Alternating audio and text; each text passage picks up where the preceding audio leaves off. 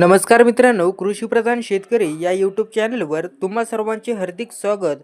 तर लाडक्या बहिणींसाठी या क्षणाची महत्त्वाची बातमी. डिसेंबरचा हप्ता हा लाडक्या बहिणींच्या खात्यात जमा झाला, पण जानेवारीचा हप्ता कधी येणार तर जाणून घेऊया संपूर्ण बातमी.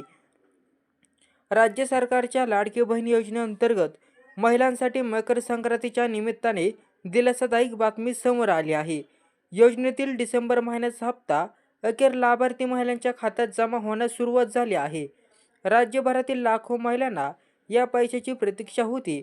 मकर संक्रांतीसारख्या सणाच्या पार्श्वभूमीवर पैसे मिळाल्यामुळे अनेक अनेक महिलांमध्ये समाधान व्यक्त केले जात आहे. मागील काही दिवसांपासून अशी चर्चा होती की डिसेंबर आणि जानेवारी असे दोन हप्ते एकत्रित दिले जाणार. याबाबत काही मंत्र्यांनी सूचक विधान देखील केले होतं.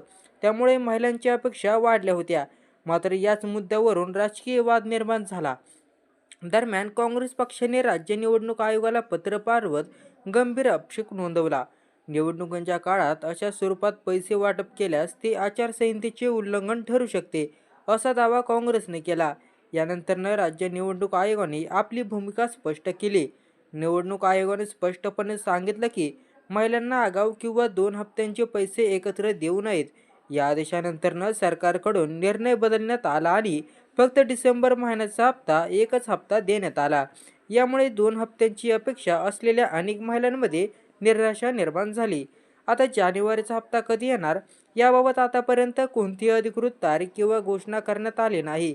मात्र सूत्रांकडून मिळालेल्या माहितीनुसार काही शक्यता वर्तवण्यात आल्या आहे. त्यानंतरनं पुढे जिल्हा परिषद आणि पंचायत समितीच्या निवडणुका होणार आहेत.